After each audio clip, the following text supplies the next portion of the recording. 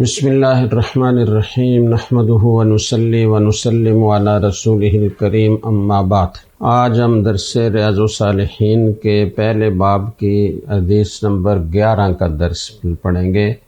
وعن ابی العباس عبداللہ بن عباس بن عبد المطلب عن رسول اللہ صلی اللہ علیہ وسلم فیما یروی عن ربہ تبارک وتعالی قال ان اللہ كتب الحسنات والسیئات ثم بین ذلك فمن هم بحسنة فلم يعملها كتبها الله تبارك وتعالى عنده حسنة كاملة وإن هم بها فعملها كتبها الله 10 حسنات إلى 700 ضعف إلى أضعاف كثيرة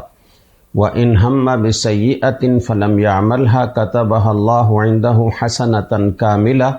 وَإِنْ هَمَّ بِهَا فَعَمِلَهَا كَتَبَهَا اللَّهُ سَيِّئَةً وَاحِدَةً متفق علیہ۔ صحیح بخاری اور مسلم میں یہ روایت ہے اور یہ حضرت عبداللہ ابن عباس رضی اللہ تعالیٰ عنہما سے مروی ہے۔ وہ رسول اکرم صلی اللہ علیہ وسلم سے روایت کرتے ہیں فیما یروی عن ربہ تبارک و تعالی، ان حدیث میں جو رسول اکرم صلی اللہ علیہ وسلم اپنے رب تبارک و تعالی سے نقل فرماتے ہیں۔ حدیث کا مضمون کیا ہے؟ ہم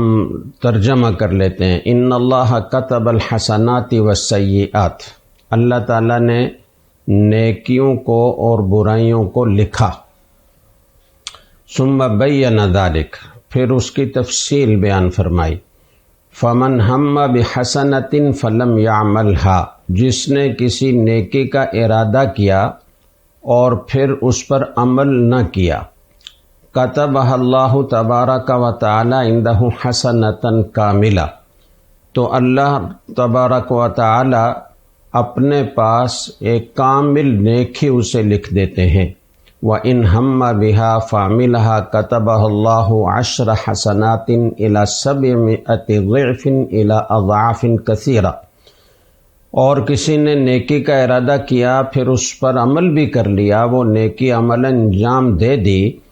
تو اللہ تعالیٰ اسے 10 نیکیوں کے برابر لکھیں گے۔ اور 10 نیکیوں پر اکتفا نہیں ہے، بلکہ 10 نیکیوں سے لے کر 700 گنا تک، اور بلکہ بعض زیادہ اخلاص والوں کے لیے کئی گنا، بہت سارے گنا بڑھا چڑھا کر ثواب لکھیں گے۔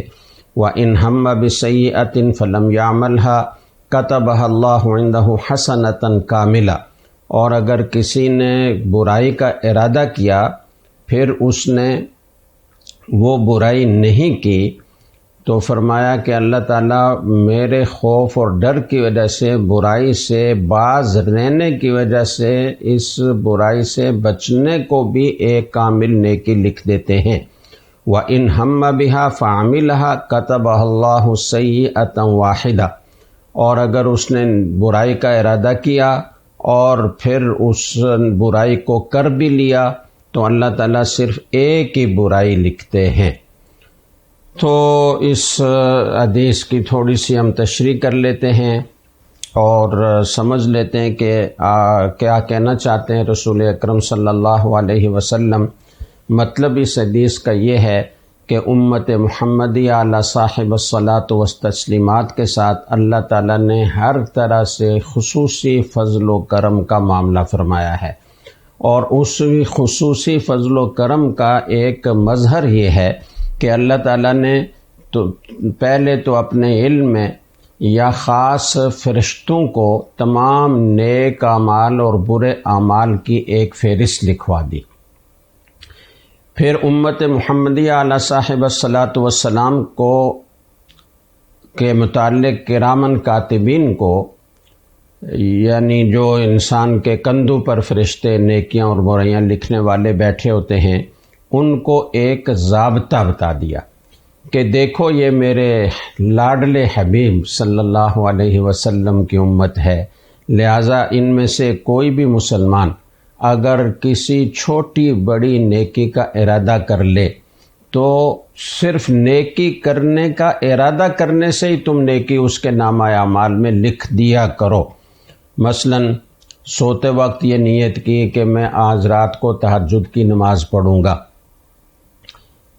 لیکن پھر کسی وجہ سے اٹھ نہیں سکا، طبیعت کمزور تھی، بیمار ہو گیا، کوئی رکاوٹ، آنکھ نہیں کھل سکی، کوشش کے باوجود انتظام کر کے لیٹا تھا، الارم بھی لگایا تھا، کسی کو کہہ کر بھی سویا تھا، پختہ ارادہ تھا نیکی کرنے کا، تہجد پڑھنے کا، لیکن سوتے سوتے بعض اوقات الارم بند کر دیتا ہے آدمی، کسی کے جگانے سے بھی نہیں اٹھ پاتا، یا طبیعت خراب ہو جاتی ہے، بخار ہو جاتا ہے، کوئی اور تکلیف ہو جاتی ہے، نہیں اٹھ سکتا، تو فرمایا کہ اس کے لیے اس نیکی کا ارادہ کرنے کی بنا پر اس ارادے ہی کو کامل نیکی کی صورت میں لکھا کرو، اور اگر اس نے نیت بھی کی، پھر اس عمل کی توفیق بھی مل گئی، تو وہ نیک عمل اس نے کر لیا، تو صرف یہ نہیں کہ اس کے لیے ایک عمل لکھو، بلکہ اسے 10 گنا بڑھا چڑھا کر لکھو، اور بعض کے لیے ان کے اخلاص کی بنا پر 700 گنا بڑھا کر لکھو، اور بعض مخلصین کے لیے 700 گنا سے بھی بہت سارے گنا بڑھا چڑھا کر لکھا کرو۔ یہ ضابطہ فرشتوں کو بتا دیا۔ اس حدیث کی شرح میں علماء نے لکھا ہے کہ فرشتوں کو یہ قانون اس لیے بتا دیا گیا کہ ہر نیکی کرتے وقت ان کو اللہ تعالیٰ سے پوچھنے کی ضرورت نہ پڑے کہ کتنا لکھوں، تو پہلے ضابطہ بتا دیا کہ ایسا کر لیا کرو۔ اور اگر کوئی مسلمان کسی گناہ کا ارادہ کر لے کہ میں نے یہ برا کام کرنا ہے، نعوذ باللہ، پھر نفس اور شیطان کا مقابلہ کر کے میرے ڈر اور میرے خوف کی وجہ سے اپنے ارادے کو چھوڑ دیتا ہے اور گناہ سے باز رہتا ہے، تو اللہ تعالیٰ اس گناہ سے باز رہنے کو بھی ایک کامل اور مکمل نیکی کے ثواب کی صورت میں لکھتے ہیں۔ اور اگر کسی نے نیت کر لی، پھر شیطان کے دھوکے میں آ کر، نفس کے بہکاوے میں آ کر وہ برا کام کر لیا، تو اس کے نامہ اعمال میں صرف ایک گناہ ہی لکھا جاتا ہے۔ یہ ضابطہ اللہ تعالیٰ نے فرشتوں کو بتا دیا۔ قرآن کریم میں بھی اس ضابطے کا ذکر ہے، من جاء بالحسنۃ فلہ عشر امثالھا ومن جاء بالسیئۃ فلا یجزی الا مثلھا، جو نیکی لے کر آئے گا اسے اس کو 10 گنا بڑھا کر اجر دیا جائے گا، اور جو برائی لے کر آئے گا تو اسی کے بقدر اس کو اس کی سزا ملے گی، اس کو بڑھایا نہیں جائے گا۔ اسی طرح اور بھی آیات ہیں، مثل الذین ينفقون اموالهم فی سبیل اللہ کمثل حبۃ انبتت 7 سنابل فی کل سنبلۃ 100 حبۃ واللہ یضاعف لمن یشاء واللہ واسع علیم۔ تو ان آیات میں بھی 700 گنا بڑھا کر، اور آخری حصے میں 700 گنا سے بھی بہت سارے گنا بڑھا کر اللہ تعالیٰ نے ثواب دینے کا وعدہ فرمایا ہے۔ تو یہ ضابطے قرآن و حدیث میں بیان کیے گئے ہیں۔ یہ مختصر سی تشریح تھی اس روایت کی۔ اب اس سے اور کیا چیزیں معلوم ہوتی ہیں، تھوڑی سی مزید وضاحت کر لیتے ہیں۔ سب سے پہلی بات تو فیما یروی عن ربہ تبارک و تعالی سے متعلق یہ سمجھ لیجئے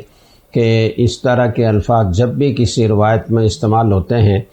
تو اس حدیث کو حدیث قدسی کہا جاتا ہے۔ حدیث قدسی اس حدیث مبارکہ کو کہا جاتا ہے کہ جس میں بات تو اللہ تعالیٰ کی ہو، لیکن الفاظ رسول اکرم صلی اللہ علیہ وسلم کے ہوں۔ احادیث مبارکہ میں یہ بہت اعلیٰ درجے کی حدیث شمار ہوتی ہے، بلکہ قرآن کریم کے بعد انہی احادیث کا درجہ ہے،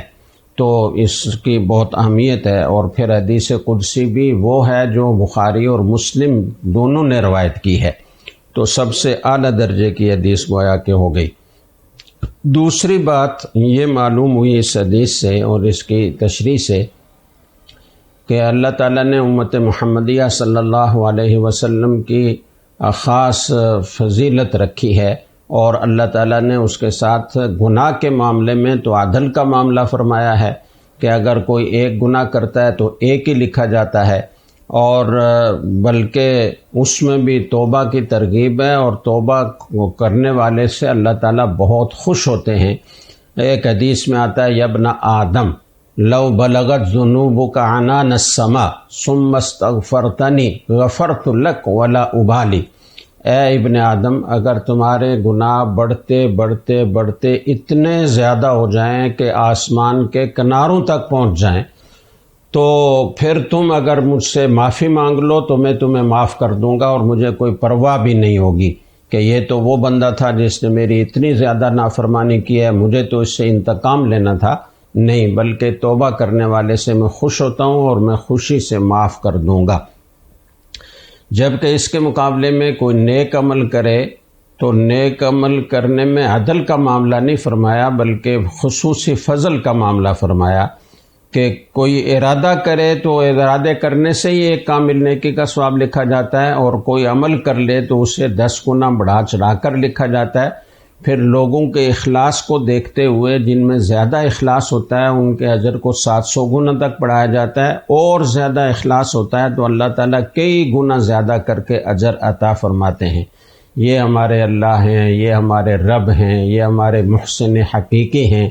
ان کا فضل و کرم بے پایاں ہے۔ ہم ہی اگر غفلت میں پڑے ہوئے ہوں تو اس میں قصور کس کا ہے؟ ایک بہت ہی اہم روایت علامہ ابن کثیر رحمہ اللہ تعالیٰ نے ذکر فرمائی ہے، اور حضرت عبداللہ ابن عمر رضی اللہ تعالیٰ عنہ سے وہ مروی ہے کہ ایک دن رسول اکرم صلی اللہ علیہ وسلم اللہ تعالیٰ سے اپنی امت کے لیے دعائیں مانگ رہے تھے، اور ان دعاؤں میں ایک دعا یہ بھی فرما رہے تھے کہ اللہ میری امت کے اعمال کا اجر بڑھا دے۔ تو اللہ تعالیٰ نے وحی نازل فرمائی، من جاء بالحسنۃ فلہ عشر امثالھا، جو آدمی بھی نیکی لے کر آئے گا تو اس کی نیکی کا ثواب 10 نیکیوں کے برابر ہوگا۔ یہ آیت نازل ہوئی، رسول اکرم صلی اللہ علیہ وسلم نے فرمایا کہ یا اللہ، ایک کی بجائے 10 گنا دینے سے بھی آپ کے خزانوں میں کوئی کمی تو نہیں واقع ہوتی، اور بڑھا دیجئے، اور بڑھا دیجئے۔ اللہ تعالیٰ نے وہی نازل فرمائی، مثل الذین ينفقون اموالهم فی سبیل اللہ کمثل حبۃ انبتت 7 سنابل فی کل سنبلۃ 100 حبۃ۔ تو مثال ان لوگوں کی جو خرچ کرتے ہیں اللہ کے راستے میں، جیسا کہ ایک دانہ ہو وہ 7 خوشے اگائے، اور ہر خوشہ میں 100 دانے ہوں تو کل 700 دانے ہو گئے۔ گویا 1 روپیہ خرچ کیا کسی نے تو 700 روپے خرچ کرنے کا ثواب ملا۔ اسی طرح بڑھاتے جائیں، 700 میں ضرب دیتے جائیں، جتنی رقم آپ خرچ کریں تو اتنا ثواب۔ رسول اکرم صلی اللہ علیہ وسلم نے اس پر بھی اکتفا نہیں کیا، اور یہ فرمایا کہ یا اللہ، ایک نیکی کے بدلے 700 گنا دینے سے بھی آپ کے خزانے میں کوئی کمی تو نہیں آتی، اور بڑھا دیجئے۔ تو اس پر آیت نازل ہوئی، انما یوفی الصابرون اجرہم بغیر حساب۔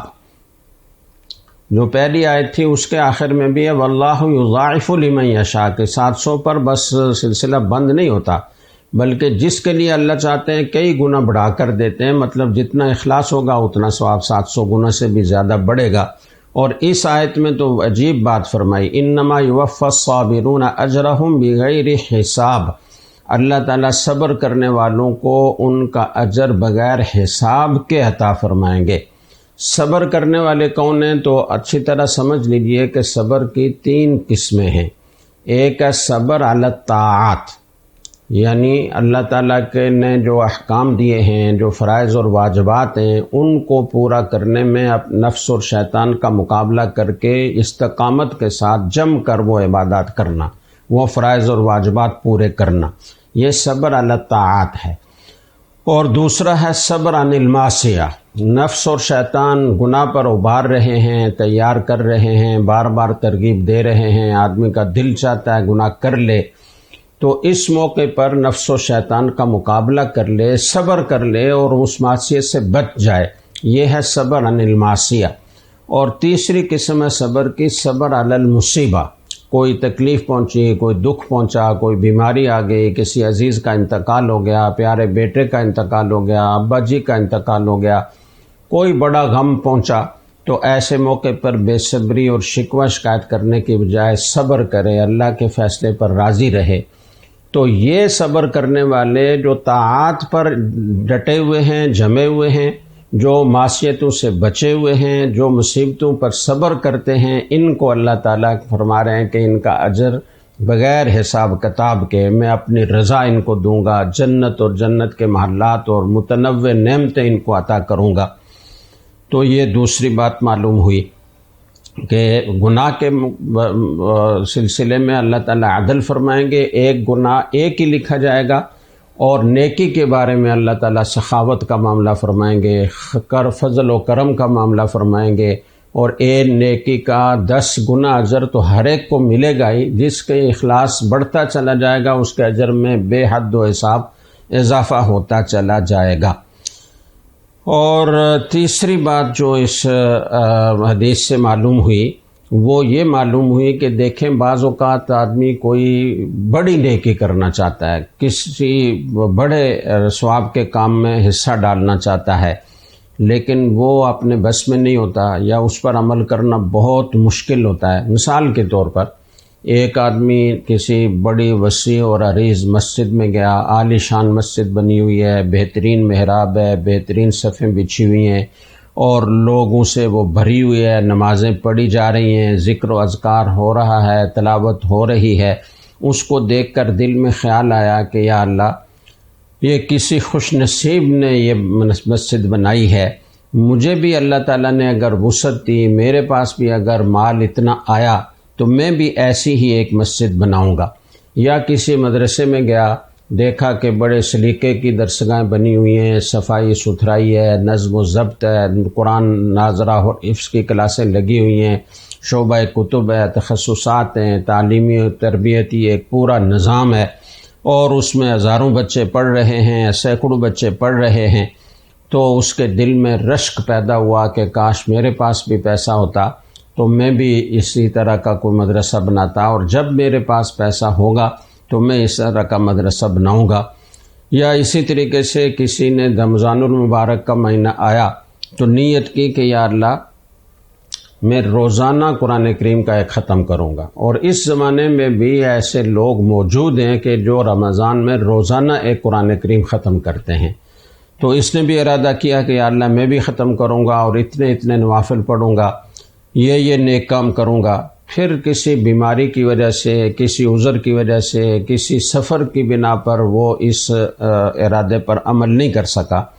تو اس کے باوجود کہ وہ اتنی بڑی مسجد نہیں بنا سکا، اس کے باوجود کہ وہ اتنا بڑا مدرسہ نہیں بنا سکا، اس کے باوجود کہ وہ رمضان میں پورا ختم ہر روز نہیں کر سکا، اس کے دل کے ارادے سے اور اس کی نیت صادقہ کی وجہ سے اللہ تعالیٰ اس کے نامہ اعمال میں ان سارے نیک اعمال کا ثواب لکھ دیتے ہیں۔ اور اسی کے ساتھ چوتھی بات یہ معلوم ہوئی، قاضی ایاز رحمہ اللہ تعالیٰ نے اس حدیث کے تحت لکھا ہے، اللہ تعالیٰ کی اس وسعت کریمی اور اللہ تعالیٰ کے اس فضل و کرم کے معاملہ سے بھی جس نے فائدہ نہیں اٹھایا، بلکہ اس کی نافرمانیاں نیکیوں پر غالب رہیں،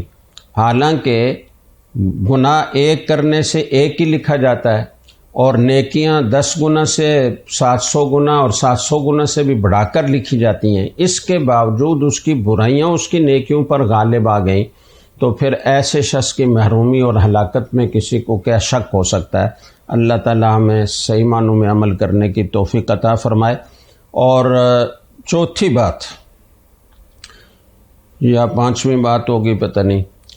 یہ معلوم ہوئی کہ اجر و ثواب کی نیت سے کام کا ارادہ کرنا، یہ بھی اس پر بھی ایک نیکی لکھی جاتی ہے۔ اس کی وجہ کیا ہے؟ اس کی وجہ یہ ہے کہ یہ ارادہ کرنا، نیت کرنا، یہ فعل قلب ہے، یہ دل کا ایک عمل ہے،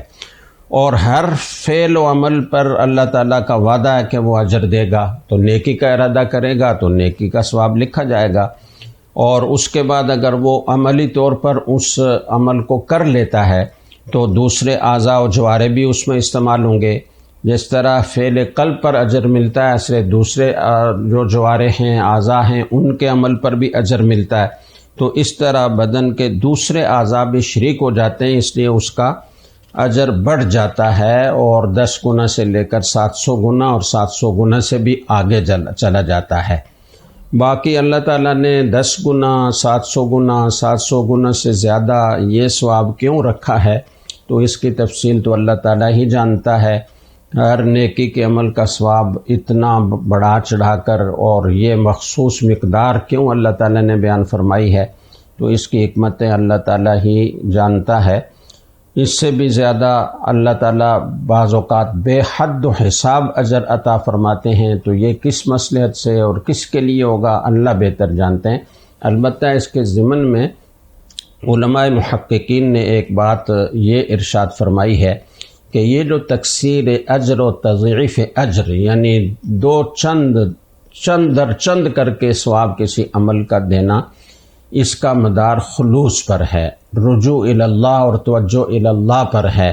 جتنا کسی کا خلوص زیادہ ہوگا اسی قدر اس کے اجر میں اضافہ ہوگا، جس قدر خلوص کا درجہ بلند ہوگا اسی قدر اس کے ثواب میں زیادتی ہوگی۔ لہذا جب بھی کوئی نیک عمل کیا جائے تو خالص اللہ کے لیے کرنا چاہیے، استحضار نیت کے ساتھ کرنا چاہیے، اس لیے کہ استحضار نیت اور اخلاص کے درجات کی بلندی ہی سے اس عمل پر مرتب ہونے والا ثواب ملتا ہے، اس عمل پر مرتب ہونے والی برکات ملتی ہیں، اس عمل پر مرتب ہونے والے ثمرات ملتے ہیں۔ تو اس بنا پر کہ نیت اور ارادے میں کتنی قوت ہے کہ اچھا عمل کرنے کے لیے اگر اخلاص بہت زیادہ ہو تو بہت زیادہ اجر ملتا ہے، کم ہو تو کم ملتا ہے، لیکن خالص اللہ کے لیے عمل کرنے سے ہی ثواب ملتا ہے۔ ایک نیکی پر 10 گنا جو ثواب ملے گا وہ بھی اسی کو ملے گا جو اللہ کے لیے کرتا ہے۔ لیکن بعض اوقات دل کا اخلاص اس قدر زیادہ ہوتا ہے اور اس میں خلوص اور صدق اتنا ہوتا ہے کہ اللہ تعالیٰ 700 گنا تک بڑھا دیتے ہیں، 700 گنا سے بھی کئی گنا بڑھا کر دیتے ہیں۔ تو ہمیں بھی کوشش کرنی چاہیے کہ جب بھی کوئی عمل کریں تو اپنے دل کو ٹٹول لیا کریں اور اپنے اخلاص میں جس قدر اضافہ ہو سکے اس قدر اضافہ کریں، اور دنیا